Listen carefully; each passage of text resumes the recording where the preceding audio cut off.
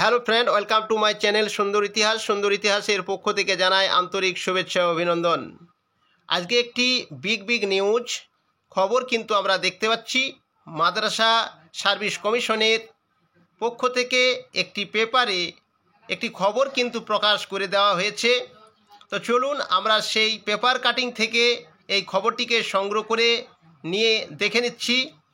মাদ্রাসার group D কর্মী নিয়োগের পরীক্ষা নির্বিঘ্নে, এখানে হেডলাইন দেওয়া হয়েছে মাদ্রাসার গ্রুপ ডি কর্মী নিয়োগের পরীক্ষা নির্বিঘ্নে।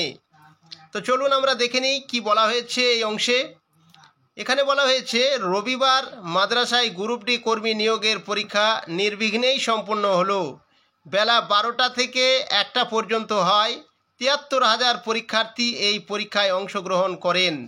এই বিষয়ে মাদ্রাসা সার্ভিস কমিশনের চেয়ারম্যান পিবি সালিম বলেন, সব জেলায় পরীক্ষা নির্বিঘ্নে হয়েছে, কোনো অপ্রীতিকর ঘটনা ঘটেনি। আগামী 12ই সেপ্টেম্বরের মধ্যে ফল প্রকাশ করা হবে। খুব দুর্দান্ত একটি খবর কিন্তু আমরা এখান থেকে পেয়ে যাচ্ছি। একটি তারিখ কিন্তু পরিষ্কারভাবে উল্লেখ করে দিয়েছে। এখানে আমরা দেখতে পাচ্ছি যে আগামী 12ই সেপ্টেম্বরের মধ্যে ফল প্রকাশ করা হবে। সেই সঙ্গে বলা হয়েছে তারপর ইন্টারভিউ হবে। সেপ্টেম্বর মাসের মধ্যে নিয়োগ প্রক্রিয়া সম্পূর্ণ করার চেষ্টা চলছে। তার মানে কোর্ট যে হিসাবে রায় দিয়েছিল ঠিক সেই রায়কে মান্যতা দিতেই কিন্তু কমিশনের এই তৎপরতা কিন্তু আমরা দেখতে পাচ্ছি। তো এদিনের পরীক্ষায় 25,000 পরীক্ষার্থীকে নতুন করে এই এক্সামিনেশন দিতে হয়নি বলে খবর।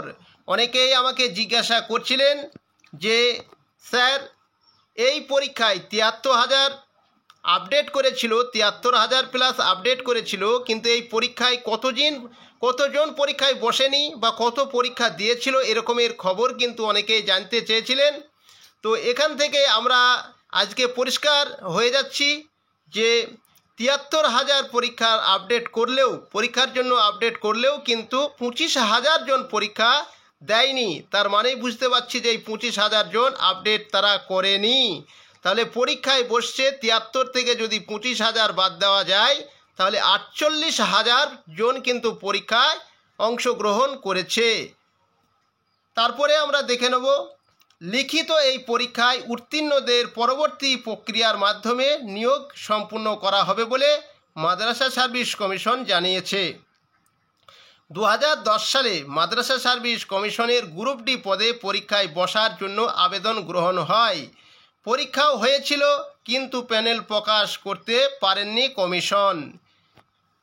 এই বিস্তারিত ঘটনা আমরা কম বেশি সকলেই জানি। কেন প্যানেল প্রকাশ করতে পারেনি সেটার দিকে যাচ্ছি না। আমরা ভিতরে যে অংশটুকু রয়েছে পেপার কাটিংয়ের সেই অংশটুকু আরেকবার আমরা দেখে নেব। আমি এখানে মার্কিং করে দিচ্ছি, আপনারা সকলে এদিকে একটু লক্ষ্য করুন, দেখতে পাবেন। এখানে বলা হয়েছে 12ই সেপ্টেম্বরের মধ্যে ফল প্রকাশ করে সেপ্টেম্বর মাসের মধ্যেই নিয়োগ প্রক্রিয়া সম্পূর্ণ করা হবে। এখানে লিখে দিয়েছে পিবি সালিম, চেয়ারম্যান মাদ্রাসা সার্ভিস কমিশন। পরিষ্কারভাবে কিন্তু উল্লেখ করে দিয়েছে। আমরা দেখতে পাচ্ছি যে 12ই সেপ্টেম্বরের মধ্যে ফল প্রকাশ করাও হবে এবং সেপ্টেম্বর মাসের মধ্যে নিয়োগ প্রক্রিয়াও সম্পূর্ণ করা হবে। তো এটি খুব ভালো খবর, একটি গুরুত্বপূর্ণ খবর। অনেকেই এই খবরটার জন্য চেয়ে বসেছিলেন। তো আজকে আমরা খবরটা পেয়ে গেলাম। তার মানে আমাদের হাতে আর সময় নেই। আজকে হচ্ছে 8 তারিখ, এক সপ্তাহ হলো পরীক্ষা, আর 4টে দিন হাতে সময় রয়েছে। এই সময়ের মধ্যেই কিন্তু ফল কিন্তু প্রকাশ হয়ে যাবে, আমরা বুঝতে পারছি। তো আপনাদের বলবো আপনারা আর এক মুহূর্তও কিন্তু বসে থাকবেন না। প্রত্যেককেই ইন্টারভিউয়ের জন্য জোর কদমে প্রস্তুতি চালিয়ে যান। তো এই ছিল আজকের ভিডিওটি যদি ভালো লেগে থাকে অবশ্যই লাইক করবে এবং বন্ধুদেরকে শেয়ার করে দেবে। এখানেই শেষ করছি। Thank you for watching.